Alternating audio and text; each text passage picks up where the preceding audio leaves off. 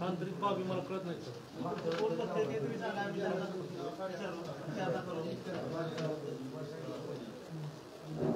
करायचं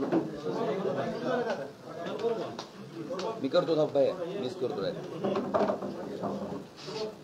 तुम्हाला कागद आलाय का ते माहितीच्या अधिकारात दिलेला कागद आलाय का सगळ्याकडे आधी सगळ्याकडे आली का बघा माहितीच्या अधिकारात जी मला तेरणा स्पेशालिटी हॉस्पिटल या हॉस्पिटलवर महात्मा फुले जन आरोग्य योजनेच्या अंतर्गत जे उपचार केले गेलेत आणि त्या उपचाराच्या बदल्यात राज्य सरकारकडनं त्या हॉस्पिटलला देयक अदा केलीत किंवा पैसे अदा केलेत त्याचा 2012 पासूनचा पुढचा तपशील त्या ठिकाणी तिथं देण्यात आलेला आहे। ती कागद आला का तुमच्या सगळ्याच्या हातात सगळ्या पत्रकाराच्या हातात आलाय आल्यावर सांगा की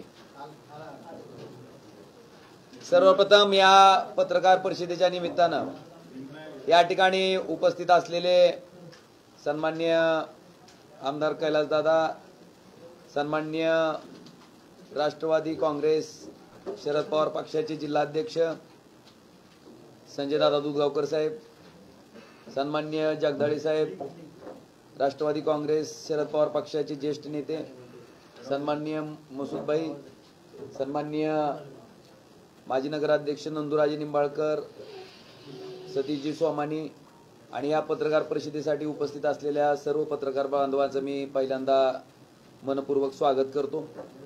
आता सगळ्यात महत्त्वाचा प्रश्न असा आहे की मी त्या दिवशी जे काही सभेत बोललो ते माहितीच्या अधिकाराखाली Terna speciality hospital and research centre ह्याच्या बाबतीत माहितीच्या अधिकाराखाली जी माहिती मागवली होती आणि त्या माहितीच्या आधारे त्या हॉस्पिटलनं महात्मा फुले जन आरोग्य योजनेच्या अंतर्गत 2012 ला 24 पेशंटवर 25 प्रकारच्या शस्त्रक्रिया केल्या आणि 2,50,750 रुपये राज्य सरकारकडनं घेतले गेले।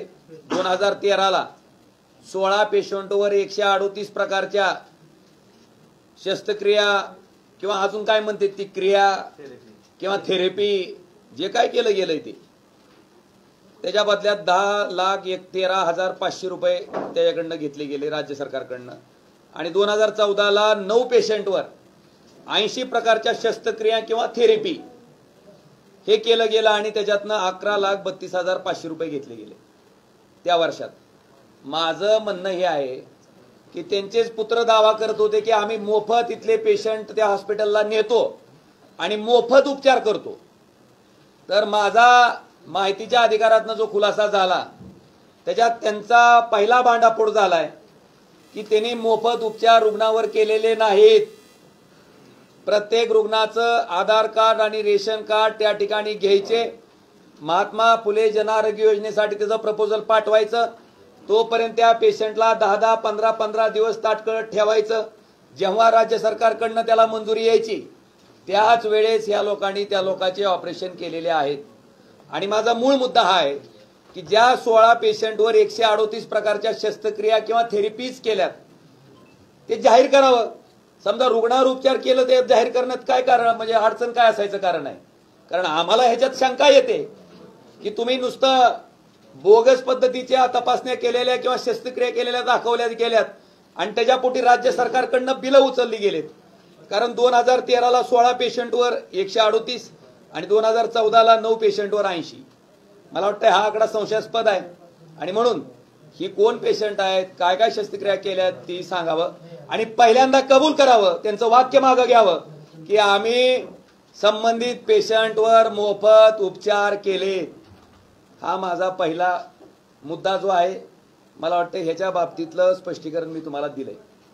दुसरं आणि सगळ्यात महत्त्वाचं त्यांचं म्हणणं असं आहे की मेडिकल कॉलेज इथं मंजूर असलेला काय पुरावा आहे तुमच्याकडं मला सांगा। कुठलंही राज्य सरकार त्यावेळेस पद्मसिंह पाटील मंत्रिमंडळात मंत्री होते कुठलंही राज्य सरकार एखादं मेडिकल कॉलेज केव्हा मंजूर करतं त्याचा प्रस्ताव जावा लागत असेल ना आधी की बाबा आम्हाला हे मेडिकल कॉलेज अमुक अमुक ठिकाणी करायचंय मग त्यावेळेस मंत्री असणारे पद्मसिंह पाटील जर धाराशिवमधनं निवडून येत असतील तर धाराशिव जागेचा प्रस्ताव देणं अपेक्षित होतं त्या मेडिकल कॉलेजसाठी.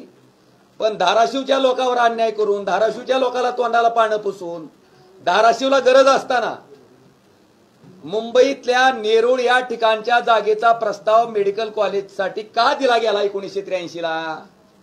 तुम्ही मंत्री आहेत, मंत्रिमंडळातले सदस्य आहेत, तुमचा अधिकार आहे, तुम्ही तुमच्या मतदारसंघाचा विचार करणं अपेक्षित होतं. असं असताना तुम्ही नेरूळचा प्रस्ताव का दिला? आणि तुम्ही प्रस्ताव दिल्यावरच राज्य सरकारनं मंजुरी दिली असेल ना? राज्य सरकार आलं तुम्हाला मुंबईतच घ्या म्हणून मागं लागलं होतं, काय बी करा मुंबईतच घ्या असं म्हणून मागं लागलं होतं का? आणि मला वाटतंय हे पहिला सगळ्यात मोठा गोंधळ त्या ठिकाणी घातला गेलाय की कॉलेज धाराशिवला न करता मुंबईच्या नेरूळ या ठिकाणी केलं गेलं. तिथं ते रिसर्च हॉस्पिटल नावानं आता मोठं हॉस्पिटल काढलं गेलंय. माझा सर्वसामान्य नागरिकाला हा प्रश्न आहे की धाराशिवला त्या दवाखान्याची गरज अधिकची होती का नेरूळ मुंबईतल्या लोकांना अधिकची होती?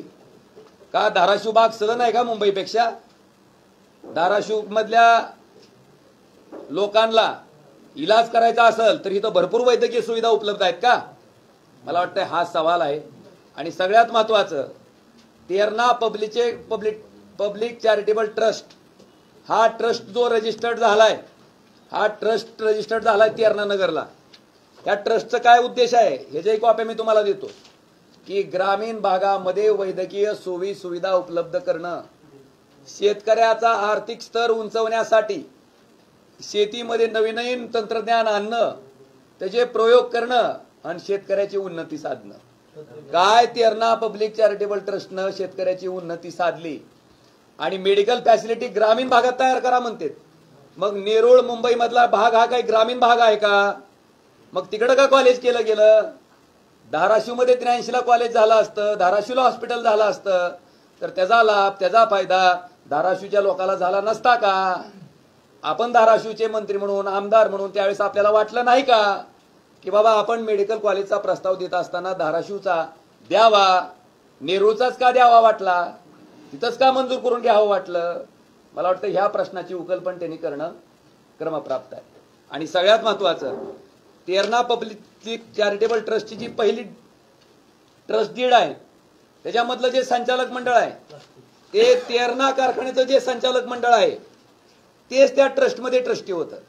मग हळूहळू हळूहळू जसं जसं तेरणा कारखान्याचे डायरेक्टर हटवून आजीवन सदस्य पद्मसिंह पाटील, आजीवन सदस्य राणा पाटील, आजीवन सदस्य मल्हार पाटील, हे का आजीवन सदस्य केले गेले? एकाच कुटुंबातले का आजीवन केले गेले? आणि बाकीचे तेरणा कारखान्याचं जे संचालक मंडळ होतं ते एक एक एक एक एक एक करून हटवलं का गेलं? मला वाटतं हा त्याच्या पाठीमागचा मूळ प्रश्न आहे. याचा अर्थच एक आहे की तेरणा पब्लिक चॅरिटेबल ट्रस्ट जी की शेतकऱ्याच्या मालकीची होती, तेरणा कारखान्याच्या मालकीची होती, सभासदाच्या मालकीची होती, ती डॉक्टर पद्मसिंह पाटील कुटुंबाने हडप केली, हडपली. आणि हडपलेल्या ट्रस्टवर हडपलेलं मेडिकल कॉलेज धाराशिवला प्रस्ताव न देता नेरूळ या ठिकाणी प्रस्ताव दिला आणि तिथं केलं गेलं. मला वाटतं हा त्याच्या पाठीमाग मधला मूळ प्रश्न आहे, मूळ गाभ आहे. आणि काल जे वल्गना केल्या गेल्या, धमक्या देण्यात आल्या, बघून घेऊ, करून घेऊ, तुमचा प्रताप माहिती आहे, तुमचं वक्तव्य माहिती आहे, तुमची कृती माहिती आहे, तुमचा नीचपणा माहिती आहे, सगळंच माहिती आहे मला. ज्या दिवशी पवनराजे साहेब गेले त्या दिवशी जीव हातावर ठेवून मी बाहेर पडलेलो आहे की आपलं काही जरी झालं तर ह्या नीच वृत्तीच्या लोकांना राजकारणातनं तडीपार केल्याशिवाय, हद्दपार केल्याशिवाय आपण स्वस्थ बसायचं नाही, अशी शपथ घेऊन मी बाहेर पडलेलो आहे. त्याच्यामुळे असल्या पोकळ धमक्याला घाबरणारा ओमराजे अजिबात नाहीये. आणि ह्या धमक्या तुमच्या पुढे साठवून ठेवा. आणि मला राणा पाटलाला प्रश्न विचारायचा आहे की ते तुम्ही बाळ बाळ म्हणता, मला वाटतंय पप्पाच्या लाडक्यानं बाळानं कलेक्टर ऑफिसला काय केलं होतं हे जी आठवण मला वाटतंय परत एकदा त्यांना करून द्यावी लागेल. आणि तुमच्या माहितीसाठी ही मंडळी किती खोटी आहेत. ज्या दिवशी कलेक्टर ऑफिसला शेतकऱ्यांना सांगण्यात आलं होतं दुसऱ्या दिवशी तुम्ही अर्ज करा आणि प्रशासनाकडनं पंचनाम्याच्या प्रति विम्याच्या घेऊन जा, त्या पंचनाम्याच्या प्रति प्रशासनाकडे नव्हत्या, त्या पंचनाम्याच्या प्रति विमा कंपनीकडेच होत्या. आज त्या घटनेला 1.5 वर्ष झालंय, अजून पंचनाम्याच्या प्रती प्रशासनाकडे आल्या नाहीत. मग राणा पाटील दुसऱ्या दिवशी शेतकऱ्याला अर्ज करून नेमक्या कुणाकडनं पंचनाम्याच्या प्रती घेण्याबाबत आवाहन करत होते. आणि माझी चीड आणि माझा राग तोच होता की तुम्ही खोटं सांगून शेतकऱ्याची दिशाभूल करून शेतकऱ्याला एकतर विमा मिळाला नाही आणि फक्त श्रेय घेण्यासाठी दाखवण्यासाठी की पांढरेची कागद काळी करा म्हणून तुम्ही जे आवाहन करताय ते अतिशय चुकीचं आहे. म्हणून माझा त्या दिवशी त्रागा झाला होता. आणि त्या ठिकाणी सुद्धा मी जिल्हाधिकाऱ्यांना बोलत होतो. ह्यांचं तोंड खुपसायचं काही कारण नव्हतं. तोंड खूप असल्यामुळे मला प्रत्युत्तर द्यावं लागलं. आणि आज मला तुम्हाला त्याची आठवण एवढ्यासाठीच करून द्यायची की आज तागायत त्या पंचनाम्याच्या प्रती प्रशासनाकडेच आल्या नाहीत. शेतकऱ्यालाच मिळायचं तर सोडून द्या, ही त्याच्या पाठीमागची वस्तुस्थिती. पुढे त्यांनी असा दावा केला. आता मला सगळ्या पत्रकारांना विचारायचंय की रेल्वेचा विभाग राज्य सरकारकडे खातं आहे का? रेल्वे मंत्री असते का राज्य सरकारमध्ये? आहे का तशी काही सोय? मग मला तुम्हाला प्रश्न आहे की 2014ला नरेंद्र मोदींनी जाहीर केलं की आम्ही सोलापूर तुळजापूर धाराशिव हा रेल्वे मार्ग करू. 2014 ते 19 मोदीजींचं सरकार होतं. 14 ते 19 त्यांनाच पाठिंबा देणारा खासदार होता. मग अशा परिस्थितीत 14 ते 19 मध्ये 1 गुंठा जमिनीचं सुद्धा अधिग्रहण का झालं नाही? त्यावेळेस तर त्यांचंच सरकार होतं, सर्व काही त्यांचंच होतं. मग 1 गुंठा जमिनीचं सुद्धा अधिग्रहण का झालं नाही? पण 19 ते 24 मध्ये ओमराजे खासदार झाल्याच्या नंतर ओमराजेनं संसदेत मागणी केली. ओमराजेनं रेल्वे मंत्र्याकडे पाठपुरावा केला. ओमराजेनं जिल्हाधिकारी कार्यालयात मिटिंग घेतल्या रेल्वेच्या आणि महसूल विभागाच्या अधिकाऱ्याच्या. त्याच्या प्रोसिडिंग माझ्याकडे उपलब्ध आहेत. त्याच्यासाठी काय कारवाई करायची, आपला ऍक्शन प्लॅन काय पाहिजे, आपला टाइम बाउंड प्रोग्राम काय पाहिजे, ह्याचा सगळ्याचा उल्लेख त्या ठिकाणी त्या प्रोसिडिंग मध्ये आहेत. त्या प्रोसिडिंगच्या कॉपी सुद्धा मी सगळ्या पत्रकारांना देणार आहे. आणि मी केलेल्या कारवाईच्या नंतर, मी केलेल्या पाठपुराव्याच्या नंतर ह्या जमिनीच्या अधिग्रहणाला गती आली. ह्या कामाचं टेंडर फ्लॅश झालं. मला वाटतं हे सगळं झाल्याच्या नंतर जर ही मंडळी असं म्हणत असतील की ह्या कामात खासदाराचं काही श्रेय नाही, तर मला वाटतं त्यांच्या बौद्धिक दिवाळखोरीचा करावा तेवढा कौतुक कमी आहे. आज ह्या पद्धतीनं नाकातल्या नाकात बोलायचं, शुद्ध बोलायचं आणि आपण फार सत्यवादी, सत्यवचनी, फार सुसंस्कृत माणसं आहेत असं दाखवायचं. मला वाटतं ह्यांचा संस्कार स्वतःच्या सख्या चुलत भावाच्या हत्येच्या आरोपीमध्ये पद्मसिंह पाटील क्रमांक 1 चे आरोपी आहेत, जिने या हत्येची सुपारी दिली. क्रमांक 2 थोर समाजसेवक अण्णा हजारेंच्या सुद्धा हत्येची सुपारी दिली म्हणून ह्यांच्यावर गुन्हा दाखल झाला. इतकं संस्कारी कुटुंब आहे. मला वाटतं ह्या संस्कारी कुटुंबाचे किती पाडे वाचावे आणि काय ह्यांच्या संस्काराचं कौतुक करावं तेवढं कमी आहे. आणि सगळ्यात महत्वाचं, दुसऱ्यावर बोलण्यापेक्षा ते जे म्हणतायत ना, पहिल्यांदा आपल्या कुटुंबात काय काय परिस्थिती आहे ह्याचं आधी आकलन करावं. आणि जसं आपण दुसऱ्याला गर्वित इशारा देता तसं आपल्या कुटुंबाच्या बाबतीतही बऱ्याचशा गोष्टी ओमराजेकडे बी आहेत. फक्त ओमराजेनं संस्कृतीचा भाग म्हणूनच गप्पा असलाय. कारण माझं तोंड उघडलं तर तुम्हाला तोंड दाखवायला जागा त्या ठिकाणी राहणार नाही. हे सुद्धा आवर्जून मला आजच्या पत्रकार परिषदेच्या निमित्तानं सांगायचंय. आज कालचा हा त्रागा का झाला हे काय मला कळालं नाही. मला वाटतं राक्षसाचा जीव जसा पोपटात असतो तसा पद्मसिंह पाटील कुटुंबाचा जीव त्या ट्रस्टमध्ये आहे काय की ट्रस्टला बोललो की बोललो अशी काय वायबल होते, अशी काय तळपायची आग मस्तकाला जाती. मला वाटतं काल आपण पाहिलंय त्यांच्या पत्रकार परिषदेमध्ये एखादा माणूस पराभव समोर दिसल्याच्या नंतर मला वाटतंय त्याचं वर्तन अशा पद्धतीचं होतं. पराभव दिसलाय, लाखो रुपये कोट्यवधी रुपये खर्च करून सुद्धा आता आपल्याला पराभवाला सामोरं जावं लागतंय. ह्या उद्विग्नतेनं आलेलं कालची प्रेस कॉन्फरन्स आहे. कारण मला आठवत नाही इतक्या तडकाफडकी एखाद्या गोष्टीवर राणा पाटलांनी प्रेस घेतलेली आणि इतक्या म्हणजे हताश भावनेतनं, नैराश्याच्या भावनेतनं, उद्विग्नतेच्या भावनेतनं मला आठवत नाही कुठली प्रेस घेतलेली. आणि म्हणून मला त्यांना खडा सवाल आहे. मी ट्रस्टच्या प्रॉपर्टीज सुद्धा आणल्यात सगळ्या. कोपर, खैरणे, नेरूळ ह्या ठिकाणी प्रॉपर्टी का घेतल्या गेल्या त्याचं डिटेल सुद्धा माझ्याकडे आहे की ट्रस्टच्या नावानं काय काय प्रॉपर्टीज आहेत आणि किती किती प्रॉपर्टीज आहेत. जी मंडळी म्हणतात की आम्ही फार सत्यवादी आहेत, सत्यवचनी आहेत, आम्ही फार खरं बोलतो, मला त्यांना माझा खडा सवाल आहे की तुम्ही ह्या ट्रस्टमध्ये ट्रस्टी आहे म्हणून हे ॲफिडेव्हिटमध्ये का टाकलं नाही आजीवन आहेत म्हणून? मला दाखवा जरा कुठे एखादी ओळ असेल तर. आणि राणा पाटलांकडे एक सुद्धा 4 चाकी गाडी नाही. मग 4-4 कोटीच्या 55-11 नंबरच्या गाड्या नेमक्या कुठून आल्या? का आभाळातून पडल्या? का ट्रस्टच्या नावानं आहेत? कुणाच्या नावानं आहेत नेमक्या, आणि तेरणा पब्लिक चॅरिटेबल ट्रस्ट असेल तर आचारसंहितेमध्ये 5511 नंबरची गाडी जी की ट्रस्टच्या नावानं असेल, मला वाटते पहिल्यांदा खुलासा करावा. माझ्याकडे दावा आहे 30 ते 35 5511 नंबरच्या गाड्या आहेत. मग ह्या नेमक्या कुणाच्या मालकीच्या आहेत का त्या आदंतरी आहेत? मला वाटतं ह्याचा विचार करावा. आणि सगळ्यात महत्वाचं, ज्या लोकांना ईडीची सीबीआयची हाणलेल्या गबाळाची भीती आहे ती मंडळी भारतीय जनता पार्टीमध्ये जाऊन वॉशिंग मशीनमध्ये धुवून त्या ठिकाणी स्वच्छ व्हायचा प्रामाणिक प्रयत्न करते. मला वाटतं ह्या मंडळींनी सुद्धा 35-40 वर्ष ज्या पवार साहेबांनी ह्यांना कायमस्वरूपी मंत्रिमंडळात अनेकदा मंत्री म्हणून घेतलं, त्या पवार साहेबांशी गद्दारी करून एका रात्रीत भारतीय जनता पार्टीत प्रवेश करणारी ही मंडळी आहेत. आणि त्या मंडळींनी का केला प्रवेश? कारण दिलं विकासाचं. आणि विकासाच्या बाबतीत जिल्ह्याची अवस्था तर आपल्या सगळ्याला माहिती आहे. दरिद्री जिल्ह्याच्या यादीत, मागासलेल्या जिल्ह्याच्या यादीत धाराशिव 3ऱ्या नंबरला, आणि श्रीमंत खासदाराच्या यादीत मला वाटतं जेव्हा त्यांनी 2009ची निवडणूक लढवली पद्मसिंह पाटलांनी, त्यावेळेस मात्र ते श्रीमंत खासदाराच्या यादीत येतात. मग नेमका विकास कुणाचा झालाय हे कळण्या इतकी जनता सुज्ञ आहे. आणि आता मला असं कळालं की आजच्या लोकसत्ता एडिशनलाच बातमी, सगळ्यात सुवर्ण संपन्न महिला उमेदवार, म्हणजे इतकं सोनं कुठल्या महिलेकडे नाही. काय शेतकऱ्याच्या महिलेची अवस्था आहे हो आज, पडलेल्या भावामुळं आणि उत्पादन खर्चात येणाऱ्या दुप्पट खर्चामुळं शेतकऱ्याच्या माझ्या एका सुद्धा भगिनीकडे आज सोन्याची परिस्थिती जर असे असेल तर तिचं सगळंचं सगळं सोनं कुठल्या ना कुठल्या बँकेकडे तारण आहे, आणि ते कर्ज न फेडू शकल्यामुळं ते सोनं त्या ठिकाणी मोडावं लागतंय. अशा परिस्थितीमध्ये महिला शक्तीचा जागर करून जो काही त्या ठिकाणी एक आभास निर्माण केला जातोय, त्याच माझ्या भगिनीकडं जर 3 किलो 3.5 किलोच्या पुढे सोनं असेल तर नेमकं सदन कोण झालंय, सुवर्ण संपन्न कोण झालंय?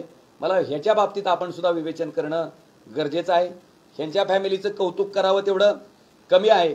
आणि या सगळ्या बाबीचा विचार आपण करावा. ह्या तेरणा पब्लिक चॅरिटेबल ट्रस्टच्या प्रॉपर्टीज, ह्याचा जे ट्रस्टचा मूळ उद्देश होता ते ग्रामीण भागात करण्यासाठी होता, ह्या भागात तेरणा नगर भागात करण्यासाठी होता, डुकी भागात करण्यासाठी होता. मग प्रॉपर्टीज कोपरखैरणे, नेरळ ह्या ठिकाणी का घेतल्या गेल्या? ह्याचं प्रश्नाचं उत्तर देणे अपेक्षित वाटत नाही का? मला वाटतं हा सवाल माझा त्यांना आहे. शेवटी खरं ते खरं असतंय, खोटं ते खोटं असतंय. आणि सगळ्यात महत्वाचं आपण संत गोरोबा काकाच्या भूमीत राहतो, आणि संत गोरोबा काकाच्या भूमीतलं जे थापटणं आहे ते खोट्यानं वागणाऱ्या, अनितीनं वागणाऱ्या माणसाच्या डोक्यात पडल्याशिवाय राहत नाही. मी कर्मावर विश्वास ठेवणारा माणूस आहे. माझं कर्म जर चांगलं असेल तर आई तुळजाभवानी मला त्या ठिकाणी निश्चितपणे यश येईल, आणि ज्यांचं कर्म जसं आहे तशा पद्धतीनं निश्चितपणे परमेश्वर सुद्धा त्यांना त्या पद्धतीचेच कर्माची फळं भोगायला लावेल. तुम्ही जो आरोप केलेला आहे 18 कोटी रुपयाचा, त्या अनुषंगाने त्यांनी निवडणूक आयोगाकडे तक्रार केली आहे. निवडणूक आयोगानं जे मला त्या ठिकाणी खुलासा मागवला आहे, त्या निवडणूक आयोगाला मी इतकंच म्हणलं की रॅलीला 500 रुपये देऊन माणसं आणणं हा आचारसंहितेचा भंग नाही वाटतं. लोकांना आमिष दाखवून रॅलीत आणणं, 500 हजेरीनं माणसं रॅलीत आणणं हा आचारसंहितेचा भंग नाही. पण माहितीच्या अधिकारामध्ये मिळवलेल्या माहितीत तुम्ही एकीकडे सांगितलं की आम्ही मोफत ऑपरेशन करतो, आणि दुसऱ्या बाजूला राज्य सरकारकडनं तुम्ही 18 कोटी नाही, 18 कोटी सगळी रक्कमच सांगतो, 18,23,71,248 रुपये. आणि ही माहितीच्या अधिकारात मिळालेली माहिती मला 15/2/2023 रोजी मला प्राप्त झालेल्या टपालानं. आता ही माहिती जर खोटी असेल तर माझ्यावर काय कारवाई व्हायची ती होईल, आणि ही माहिती जर खरी असेल तर त्यांचा दावा जो आहे की आम्ही मोफत उपचार करतो, पहिल्यांदा तो मागं घ्यावा. कारण इथल्या गोरगरीब जनतेचं लुबाडलेला पैसा पद्मसिंह पाटील कुटुंबाने ट्रस्टच्या रूपाने हडप केला. इथल्या जनतेचं हक्काचं मेडिकल कॉलेज जे की धाराशिवला त्यांनी करणं अपेक्षित होतं, त्याचा प्रस्ताव नेरूळमधून दिला गेला आणि नेरूळला केलं गेलं. हा त्यांचा मोठा गुन्हा आहे. आणि इथल्या लोकांचं रक्त शोषायचं काम, शोषून घ्यायचं, इथली लोक कायमस्वरूपी दारिद्र्यात ठेवायची, आर्थिकदृष्ट्या उन्नत होऊ द्यायचे नाहीत. का तर निवडणूक आल्याच्या नंतर आपल्या 500 रुपये मागं, आपल्या 1000 रुपये मागे ह्या लोकांनी पळत यावं ना आपल्याला मतदान करावं. ह्या नीच मानसिकतेतनं इथल्या लोकांना जाणीवपूर्वक दारिद्र्यात ठेवल्या गेलेला इथल्या पूर्वीच्या नेतृत्वाचा हा प्रकार आहे. आणि म्हणून मी त्या ठिकाणी निवडणूक आयोगाला 4 ओळीचं पत्र दिलंय की संबंधित माहिती ही मी माहितीच्या अधिकारात प्राप्त केलेली आहे आणि त्या अधिकाराच्या आधारेच मी त्या ठिकाणी उत्तर दिलेलं आहे. त्या माहितीच्या अधिकारात आलेल्या माहितीच्या आधारेच मी बोललेलो आहे आणि हे जर बोललेलं काय असेल तर माहितीच्या अधिकारात ज्यांनी काय उत्तर दिलं असेल हे खरं आहे का खोटं आहे हे राज्य सरकारनं सिद्ध करावं.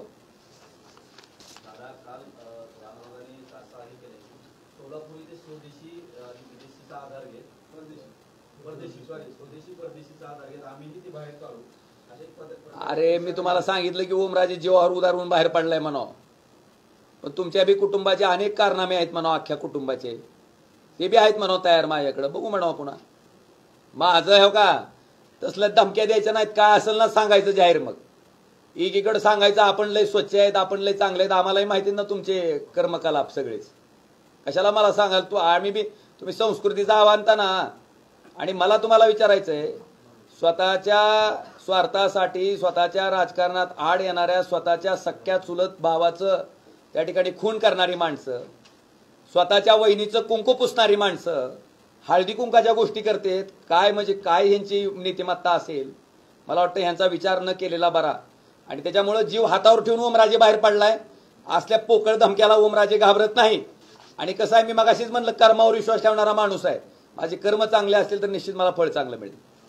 काल त्यांनी पेशंटची यादी दिली 1 लाख पेशंटवर उपचार केले म्हणून दिले आणि तुमच्याकडे ती जी यादी आहे त्यात फक्त 4000. माझ्याकडची यादी नाही, माहितीच्या अधिकाराखाली आलेली माहिती आहे आरोग्य विभागाची.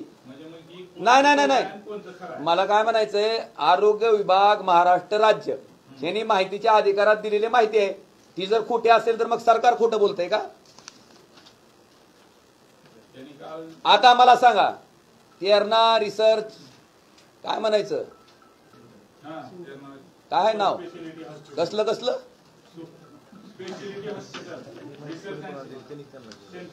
आता गंमत बघा. ही जी माहिती आहे मग ती वजन त्यात ट्रस्टचे आजीवन सदस्य असताना त्या ट्रस्टच्या अंतर्गत येणारं हॉस्पिटल आहे ते त्यांनाच माहिती देतंय.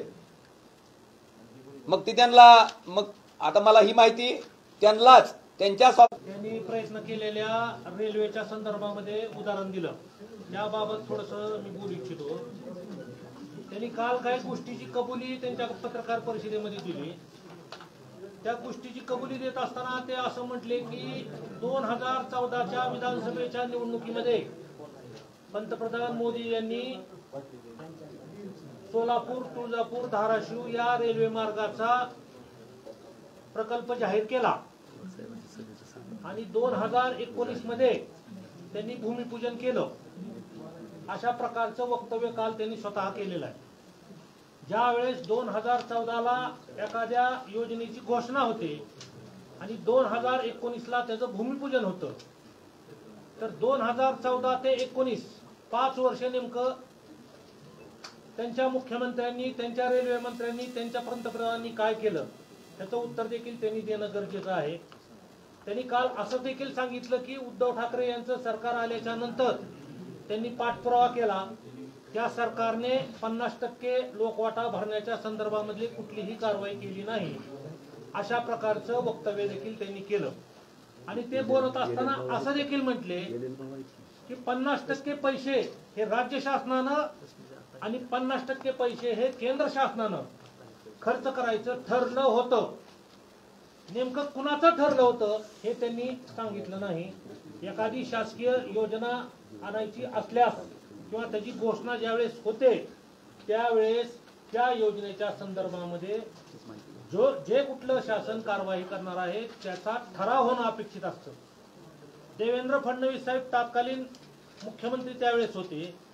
जर 2014 मध्ये मोदीजींनी या प्रकल्पाची घोषणा तुळजापूरला केली होती तर 2019 मध्ये देवेंद्र फडणवीस यांनी केंद्र शासनाला एक पत्र दिलेलं आहे. पत्र आहे माझ्याकडे.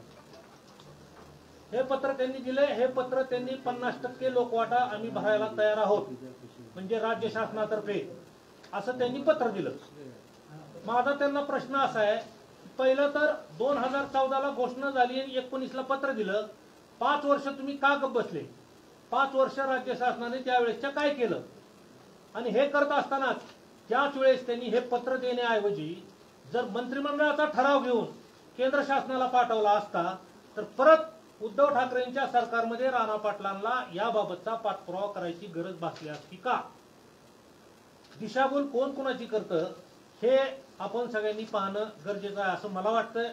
ज्यावेळेस देवेंद्रजी मुख्यमंत्री होते त्याच वेळेस मोदीजींनी एखाद्या प्रकल्पाची घोषणा केली आहे म्हटल्यानंतर तात्काळ त्यांनी मंत्रिमंडळाचा ठराव घेऊन केंद्र शासनाला त्याच वेळेस पाठवणं अपेक्षित होतं. परंतु तसं न करता 2014 मध्ये घोषणा झाली आणि 2019 मध्ये त्यांनी केवळ फक्त एक पत्र पाठवलं आणि कुणाच्याही नुसत्या पत्राच्या आधारे केंद्र शासन कुठल्याही योजनेची अंमलबजावणी करत नाही हे आपल्या सगळ्यांना माहित आहे. त्यांनी मंत्रिमंडळाचा ठरावच घेणं अपेक्षित होतं आणि ज्या वेळेस उद्धवजींचं सरकार आलं त्यावेळेस कोविड आला आणि कोविडमुळे कुठलाही ठराव अशा प्रकारचा घेता येत नव्हता. त्यावेळेस अनिल परब साहेब या खात्याचे मंत्री होते. त्यांनी मंत्रिमंडळाच्या ठरावासाठी टिप्पणी देखील त्या ठिकाणी दिली होती. परंतु 30 जूनला त्यावेळेस सरकार पाडण्यात आलं भारतीय जनता पार्टीच्या माध्यमातून. म्हणून ह्या गोष्टी प्रलंबित राहिल्या. त्याचा खुलासा आम्ही करतोय. राणा पाटलांनी विनाकारण आम्ही किती पाठपुरावा करतोय याचं दिशाभूल जनतेमध्ये करू नये. खासदार म्हणून माझा अजून एक त्यांना प्रश्न आहे. खासदार म्हणून ज्या ज्या काही गोष्टी ओमराजे निंबाळकर यांनी करणं अपेक्षित होतं त्या सगळ्या गोष्टी त्यांनी भूसंपादनाच्या बाबतीमध्ये केल्या होत्या. अजून एक माझा त्यांना प्रश्न आहे. 2014ला जर पंतप्रधान महोदयांनी जर ह्याची घोषणा केलेली असली आणि 2019ला जर ह्याचं भूमिपूजन केलेलं असलं तर ज्या प्रकल्पाची जमीन आपल्या ताब्यात नाही त्या प्रकल्पाचं भूमिपूजन तुम्ही का केलं ह्याचं उत्तर पहिल्यांदा तुम्ही देणं गरजेचं आहे. जनतेची दिशाभूल 2019लाच तुम्ही केलेली आहे आणि परत जनता आपल्याला कुठंतरी याबाबत प्रश्न विचारेल पण परत याबाबतचं श्रेय घेण्याचा प्रयत्न यांच्या माध्यमातून होतोय असा आमचा आरोप आहे. आणि काल राणा पाटलांनी मांडणी घातली की खासदार जे आहेत ते नौटंकी बोलबच्चींची फक्त करतायत त्याचं कामच कबड्डी सुरू आहे आणि कुठलंही काम त्यांनी 5 वर्षात केलं आणि त्यांच्यावर बोलण्याची लायकी अशा शब्दात त्यांनी माध्यमाशी बोलताना संवाद साधला. कुणाची लायकी किती आहे ती माहिती आहे ना लोकांना. त्यांची लायकी किती आहे ती माहिती आहे. मोठ्या मोठ्या लोकांच्या हाणलेल्या पैशातून 4 कोटीच्या गाडीत फिरलं नाकातल्या नाकात बोललं म्हणजे लायकी वाढत नसते. पप्पाची आणि पप्पाच्या लाडक्याची बी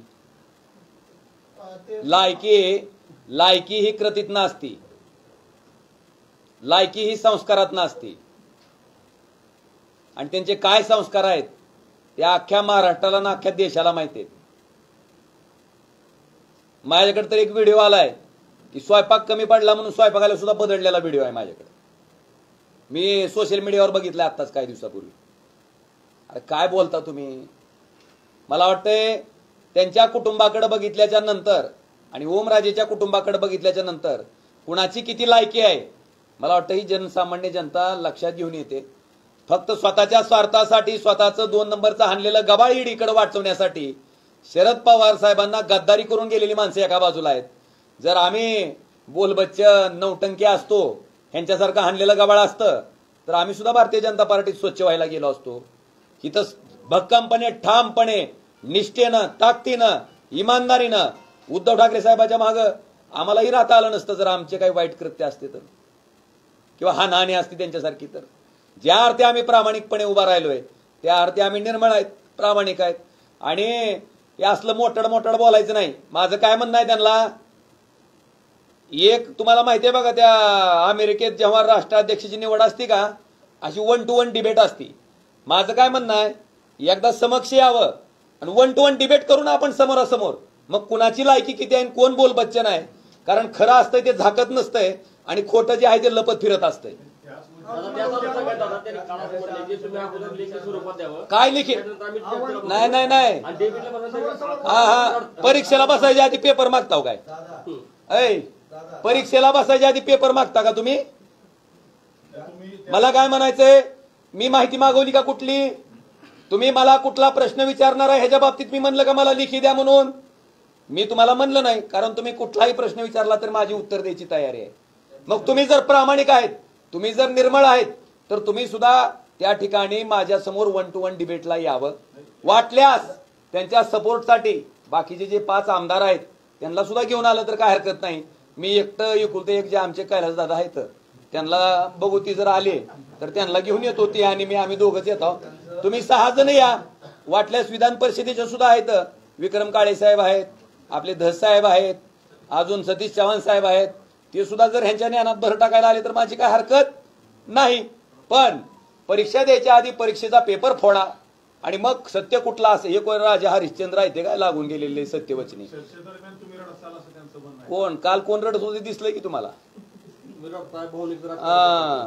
ओमराजे चर्चेत कवाच रडला नाही. हा मला बापाची किंमत जरूर आहे, कारण वडील गेल्याच्या नंतर बापाची माया गेल्याच्या नंतर काय अवस्था असती मुलाची, त्याच्या बाबतीत जर कोण रडणं म्हणत असेल तर मला वाटते त्याला त्याच्या बापाबद्दल काय किंमत वाटते ह्याच्याच बौद्धिक दिवाळखोरीचं ते उदाहरण आहे. त्याच्यामुळे त्याच्या बाबतीत तुम्ही जाऊ नका.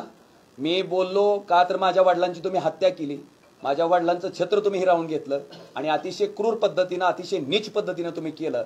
मला वाटतं कुठल्याही मुलाला त्याचे वडील हा सगळ्यात मोठा आधार असतो. वडिलांचं माझं छत्र तुम्ही हिरावून घेतलं आणि माझे वडील माझ्या कुठल्याही सुखदुःखाच्या क्षणात जेव्हा माझ्या सोबत नसतात तेव्हा कुठल्याही मुलाला आपसूक त्यांच्याबद्दल वाईट वाटणं ही भावना असते.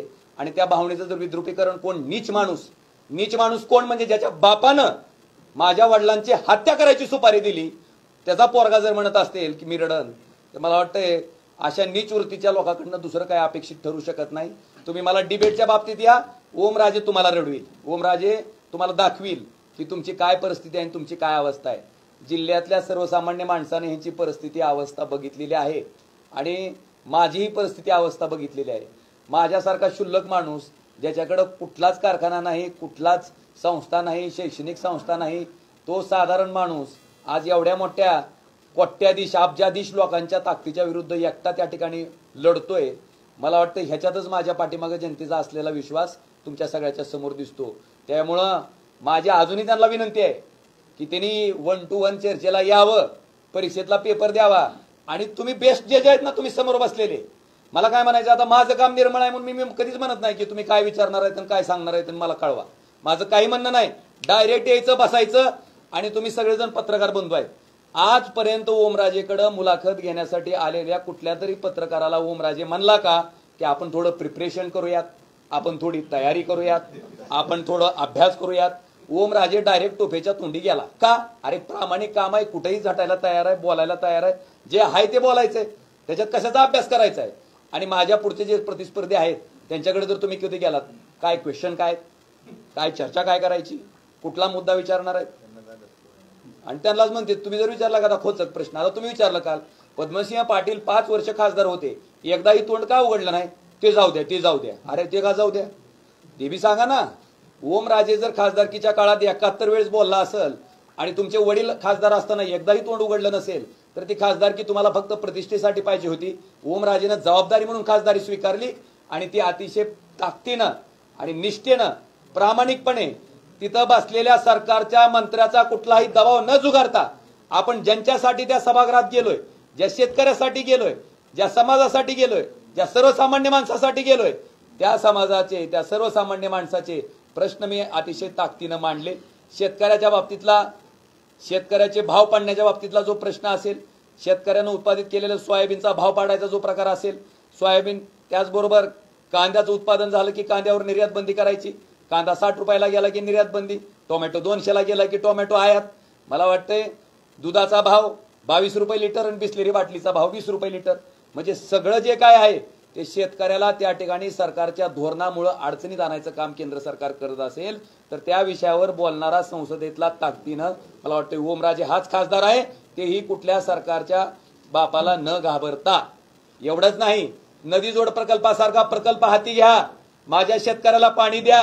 का नुसते हायवे करून उन्नती होणार नाही, नदी जोड प्रकल्पासारखा प्रकल्प केला आणि माझ्या शेतकऱ्याला जर शाश्वत पाणी मिळालं तर माझा शेतकरी सुद्धा त्याच्या माध्यमातून प्रगती करू शकतो. हे सांगणाराही ओमराजे खासदार आहे.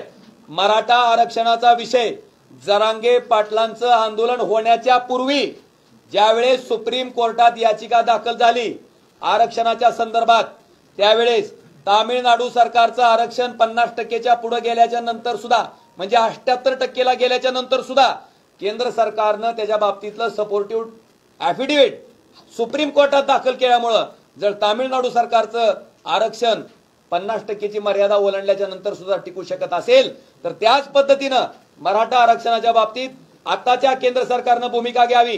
जी कारवाई तामिळनाडू सरकारच्या बाबतीत केली होती तीच कारवाई महाराष्ट्र सरकारच्या बाबतीत मराठा आरक्षणाच्या बाबतीत करावी आणि त्या ठिकाणी मराठा आरक्षण टिकवावं. ही मागणी करणारा सुद्धा ओमराजेच एकमेव खासदार होता. त्याच्यानंतर ज्या वेळेस मराठा आरक्षणाचा विषय संसदेत आला तर 50% मर्यादा वाढवायचा अधिकार संसदेला आहे. संसदेनं 50% आरक्षणाचा कायदा त्या ठिकाणी मर्यादा वाढवावी आणि जो ओबीसी मराठा वाद तुम्ही पेटवायचं पाप करताय तो पेटवू नये हे सांगणारा पण ओमराजेच त्या ठिकाणी खासदार होता. आज आपल्या माध्यमातून मला सांगायचंय की मी लिंगायत समाज 12व्या शतकामध्ये महात्मा बसवेश्वरांना मानणारा अनुयायी आहे. त्यांनी मागणी करत होते कायमस्वरूपी की लिंगायत समाजाला अल्पसंख्याक समाजाचा दर्जा द्या. मला वाटतं ही मागणी करणारा पण हा एकमेव ओमराजेच त्या ठिकाणी खासदार आहे. धनगर आरक्षण असेल, मुस्लिम आरक्षण असेल, हे विषय ताकदीनं मांडणारा पण ओमराजेच त्या ठिकाणी खासदार आहे. मी लोकसभेत सर्वसामान्यांच्या प्रश्नाबद्दल 71 वेळेस बोललो असेल तर त्यांचे वडील 5 वर्ष खासदार असताना एकदाही बोलले नाहीत. ह्याच्याहून हे सिद्ध होतं की ह्या कुटुंबाला पद फक्त प्रतिष्ठेसाठी पाहिजेत. ओमराजेला हे पद प्रतिष्ठेसाठी नको आहे. ओमराजे 20 लाख लोकांची जबाबदारी म्हणून जबाबदारीने हे पद स्वीकारतोय. सांगतो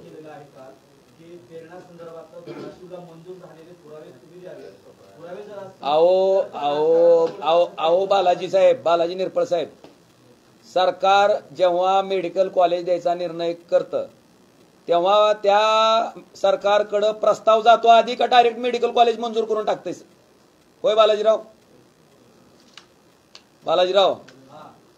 एखादं मेडिकल काय होते पहिल्यांदा कोंबडा मला सांगा की पहिल्यांदा प्रस्ताव जातो सरकारकडे की अमुक अमुक ठिकाणी आम्हाला मेडिकल कॉलेजसाठी मान्यता द्या, असंच होतं ना. मग मेडिकल कॉलेजसाठी मान्यता घेण्यासाठी जो प्रस्ताव गेला तो पद्मसिंह पाटलांनी मुंबई इथल्या नेरूळचा का दिला, धाराशिवचा का दिला नाही, हा माझा सवाल आहे. सरकार तर असं म्हणत नव्हतं की काय बी करा डॉक्टर साहेब पण मुंबईतच करा, असं म्हणत होतं का सरकार? आणि मला काय म्हणायचंय, मंत्रिमंडळातले ते एक जबाबदार सदस्य होते. त्यांना जर वाटलं असतं की आपण आपल्या मतदारसंघासाठी, जसं आम्हाला वाटलं, आम्ही उद्धव ठाकरे साहेबाच्या काळात कॉलेज मंजूर करून घेतलं, 100% शासनाच्या मालकीचं करून घेतलं आणि धाराशिवला केलं. आम्हाला जसं वाटलं तसं मंत्री असणाऱ्या पद्मसिंह पाटलांना वाटलं असतं तर प्रस्ताव नेरूळचा द्यायच्या ऐवजी कुठला दिला असता?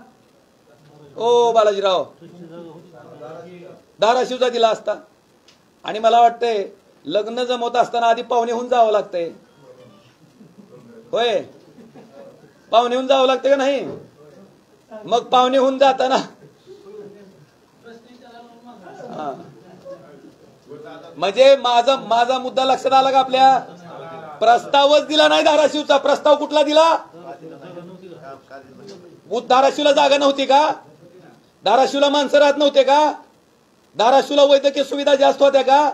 त्यांना वाटलं धाराशिवची लोक चट लातूरला जातील, नाहीतर आंबेजोगाईला जातील, नाहीतर सोलापूरला जातील, पण जास्त कॉलेजची गरज मुंबईतल्या लोकांना आहे. त्यांची सोय त्यांनी आधी बघितली.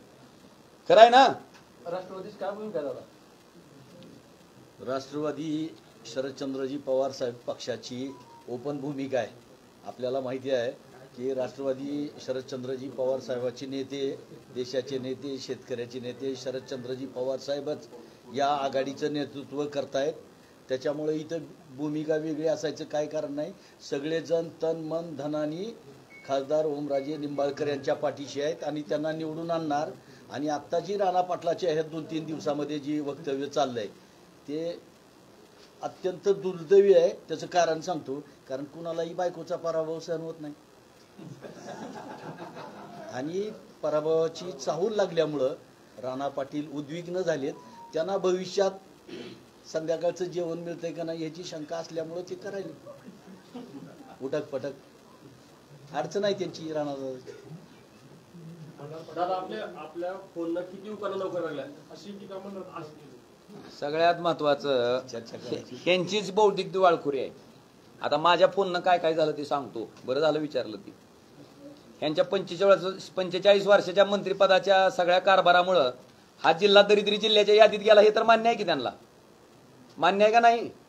आणि हे श्रीमंत खासदाराच्या यादीत वर गेले हे तर मान्य आहे की त्यांना? मग मंत्रिपदाचा उपयोग कुणाला झाला? जिल्ह्याला झाला का पद्मसिंह पाटलाला झाला? उघड आहे, पद्मसिंह पाटील कुटुंबाला झाला. आता माझ्या फोननं काय होतंय ती सांगतो.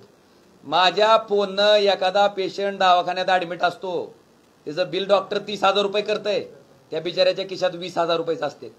की 20,000 रुपये असल्याच्या नंतर त्या बिचाराला आठवण होती ओमराजेची, खासदार असणाऱ्या ओमराजेची. का की ओमराजे आपल्याला ह्या अडचणीतनं बाहेर काढू शकेल हा विश्वास आहे. ती बिचारा मला फोन करते, डॉक्टरचा नंबर देते. मी डॉक्टरला विनंती करतो, साहेब माणूस गरीब आहे, तुमचं बिल 30,000 रुपये जरी झालं असेल तर त्याच्याकडे 20,000 रुपयेच आहेत, तुम्ही 10,000 रुपये त्याला सूट द्या. मला वाटतं मी सांगितल्याच्या नंतर त्या माणसाचे 10,000 रुपये कमी होते. तो माणूस नीट होऊन त्या दवाखान्यातून बाहेर पडतो. मला वाटतं ती माणूस माझा कधीही आयुष्यभर ओमराजेला विसरू शकत नाही. माझी एक भगिनी सकाळी नीटची परीक्षा द्यायला पुण्याला चालली होती. 3:30 वाजता मोहोळजवळ तिची एसटी खराब झाली. मला सांगा 3:30 वाजता त्या माझ्या बहिणीला मलाच फोन लावावा का वाटला असेल हो? माझ्याऐवजी मल्हार पाटलाला किंवा राणा पाटलाला का फोन लावू वाटला नसेल? कारण त्यांना माहिती आहे जिथं काम होतंय तिथं माणूस शोधतंय, जिथून मार्ग निघेल तिथं माणूस प्रयत्न करतंय, आणि जी माणूस आपला वाटतंय त्या माणसाकडे माणूस प्रयत्न करतंय. त्या भगिनीनं मला फोन लावला. मोहोळला आमचे राहुल भैया मोठेंचे मेहुणे त्या ठिकाणी राहतात कचरे म्हणून, त्यांना विनंती केली. त्या माझ्या बहिणीला एक 4 चाकी गाडी करून तिला नीटच्या परीक्षेला वेळेत पोहोचवलं. ती माझी बहीण कधी मला विसरेल का हो?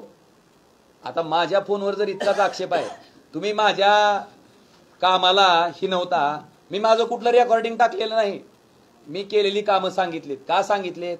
साहेब मी 24 तास जनतेच्या संपर्कात राहतो. माझा कुठलाही उद्योग व्यवसाय नाही तुमच्यासारखा की बाकीचे काम धंदे करून प्रतिष्ठेसाठी घेतलेला मी पद समजत नाही. मी माझा 24 तासातला 24 तास वेळ सामान्य माणसासाठी देतो, सामान्य लोकांसाठी देतो, त्यांची कामं करतो. म्हणून सामान्य लोकच माझी प्रचारक झालेत आपल्या माहितीसाठी. आणि येड्या बाबळीचं उत्पन्न घेणाऱ्या माणसाला शेतातला डीपी जळाल्याच्या नंतर त्या डीपीची काय धग असती हे कधी कळणार नाही, आणि डीपी मिळाल्यावर काय आनंद होतो हे पण कधी कळणार नाही.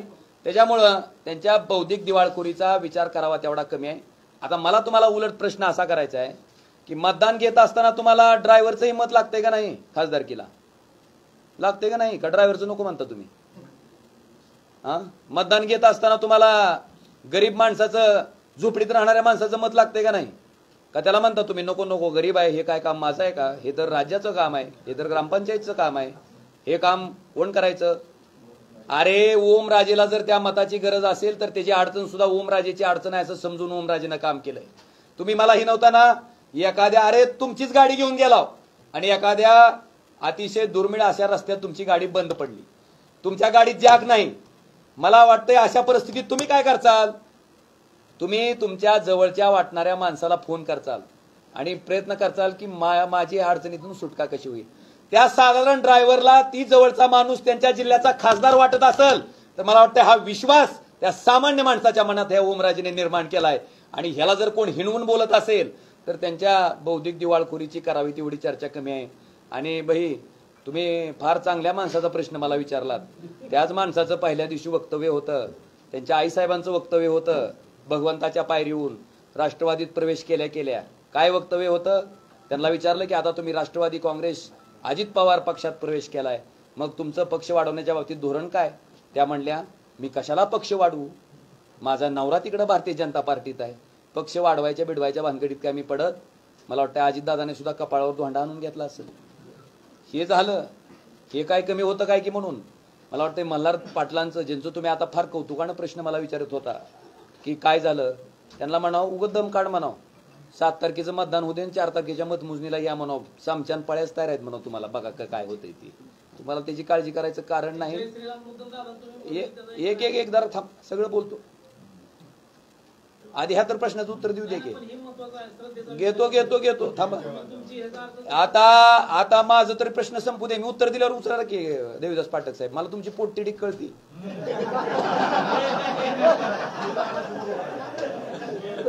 मला आपला विषय असा आहे, कुठं होता आपण? ऐका पुन्हा पुढच्या मुद्द्यावर ते गेले. कुठल्या मुद्द्यावर गेले? थांबा, कुठल्या मुद्द्यावर गेले मला सांगा. आता त्यांचं वक्तव्य होतं आमच्या रक्तात काय आहे सांगा की? राष्ट्रवादी. हृदयात काय आहे? भाजप. चूक त्याची नाही, लेकराची नाही, लेकराची चूक नाही. आता त्यानं काय करावं? वडील त्याचा बिचारा भारतीय जनता पार्टीत आहे आणि त्यांच्या आईसाहेब राष्ट्रवादी काँग्रेस पार्टीत आहे, त्याच्यामुळे असा लोचा होणं साहजिक आहे. त्या बिचारीची चूकच नाही काय, त्यामुळं त्यानं जे म्हणलं ते बरोबर आहे की बाबा माझ्या हृदयात राष्ट्रवादी आहे.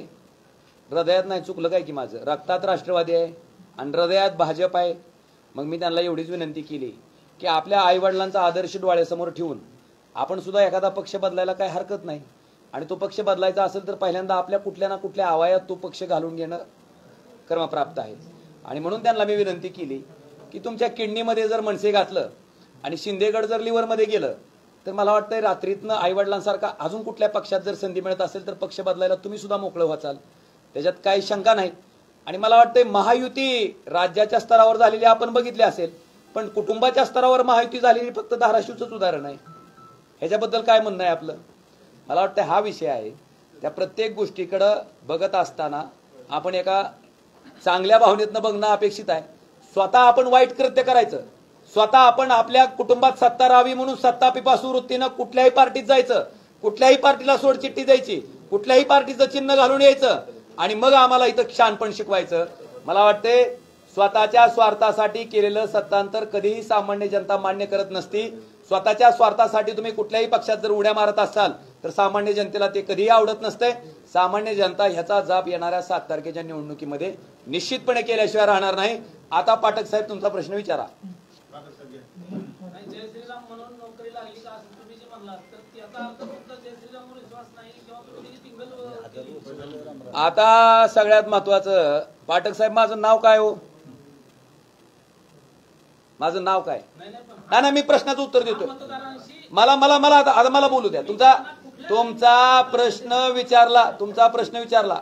मी काय म्हणतो, प्रभू श्रीराम हे एकवचनी होते. प्रभू श्रीरामांनी वचन पाळण्यासाठी 14 वर्ष वनवास भोगला. किती वर्ष? 14 वर्ष. का? दिलेलं वचन तुटू नये म्हणून. ज्या प्रभू श्रीरामाचं नाव घेऊन काही मंडळी सत्तेत आली त्या मंडळींनी प्रभू श्रीरामाचा आदर्श पाळणं गरजेचं होतं का मोडणं गरजेचं होतं? मग ह्याच मंडळींनी 2014ला घोषणा केली होती की आम्ही शेतकऱ्याचं उत्पन्न 2022ला दुप्पट करू. झालं साहेब दुप्पट? झालं का दुप्पट? तुम्ही शेतकऱ्याची जाऊन माहिती घ्या. 11,000 रुपये क्विंटलचं सोयाबीन 4,000 विकायला त्याला भाग पाडलं जातं. 700 रुपयानं होणारं नांगरण जे होतं 2014ला ते आज 2200 रुपयानं त्या ठिकाणी नांगरण होतंय. तुम्ही विचारा शेतकऱ्याची अवस्था. डीएपीचं पोतं 600 रुपयानं मिळायचं, आज 1600 रुपयानं मिळतंय. विचारा त्या शेतकऱ्याची परिस्थिती. पाठक साहेब, उत्पादन खर्च दुप्पट झाला आणि उत्पन्न आहे तिथंच राहिलं. म्हणजे अक्षरशः शेतकरी शेती हा विषय करत असताना आत्महत्याच्या दारात त्याला ढकलायचं काम सरकारच्या नीतीनं केलं. पाम तेलावरचं आयात शुल्क कपात केलं जाते, सोयाबीन आयात केली जाते. 11,000 रुपये क्विंटलचं सोयाबीन तुम्ही 4,500 रुपयाला आणता, क्विंटलला 6,000 रुपयाचं नुकसान करता.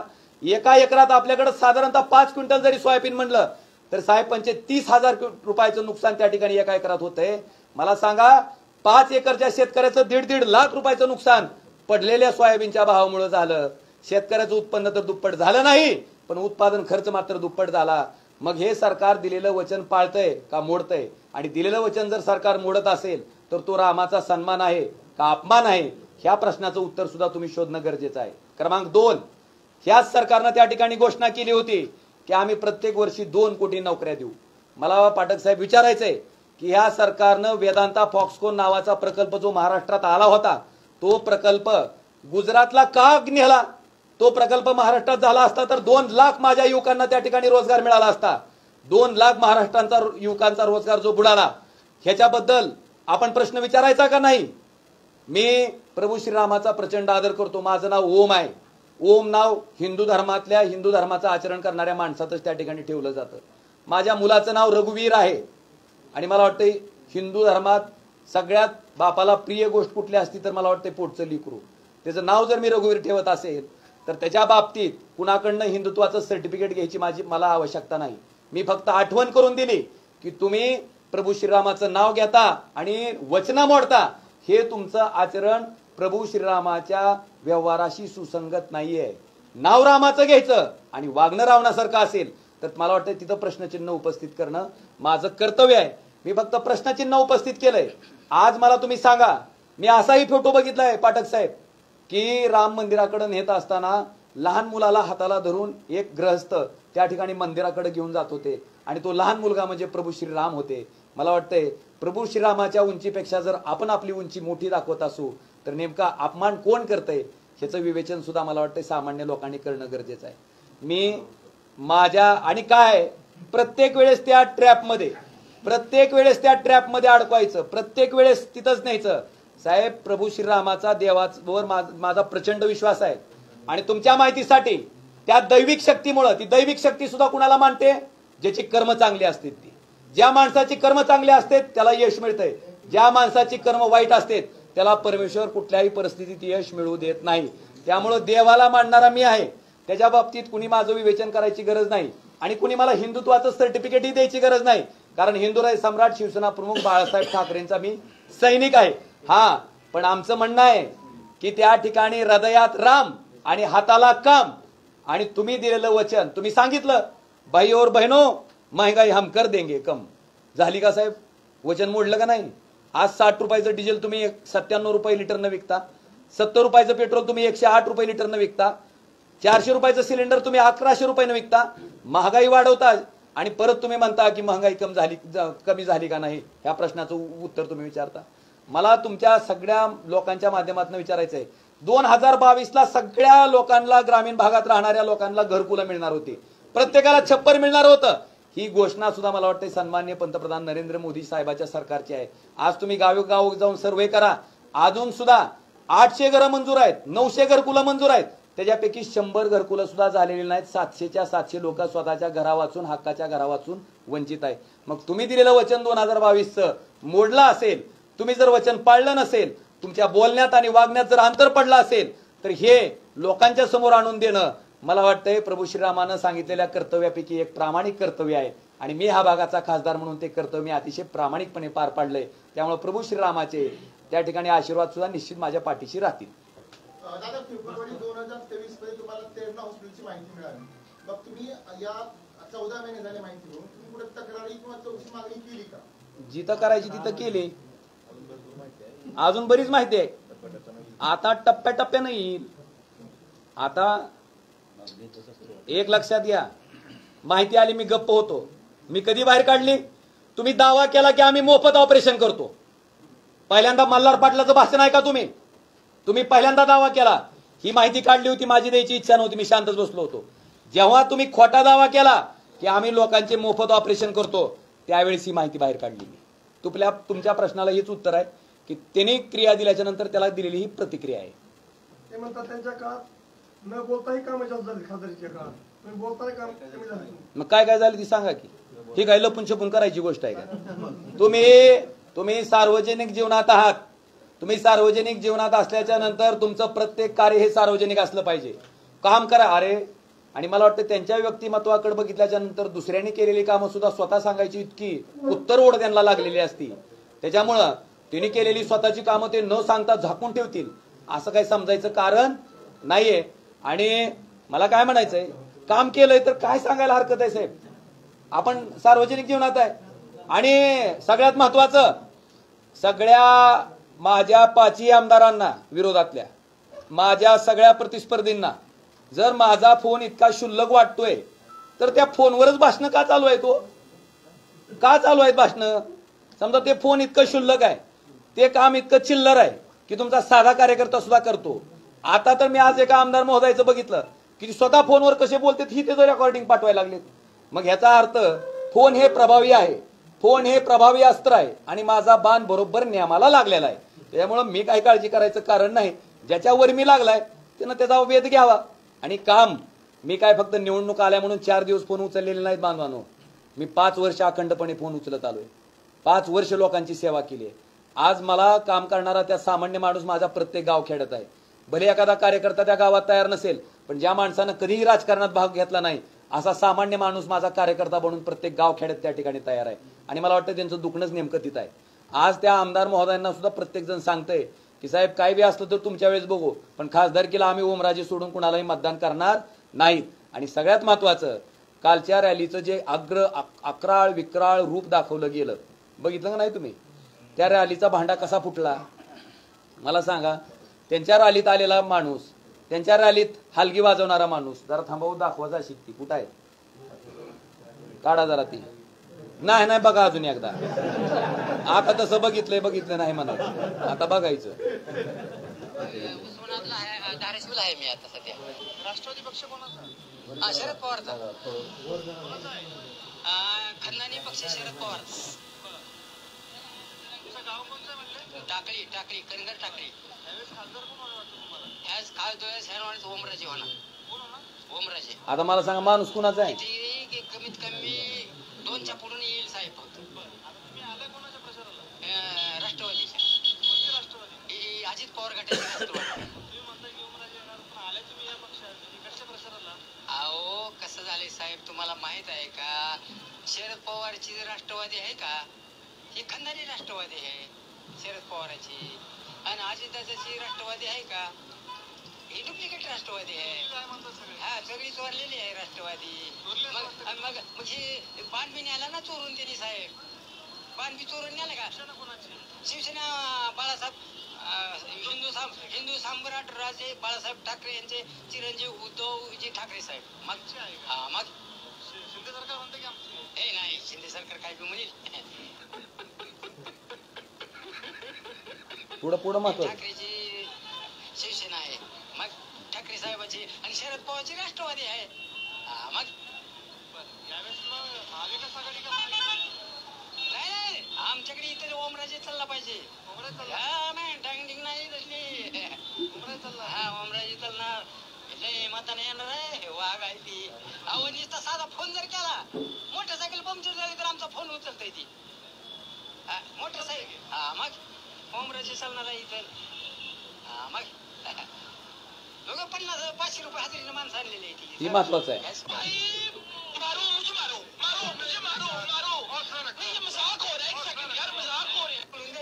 500 रुपये हजेरीने आणली.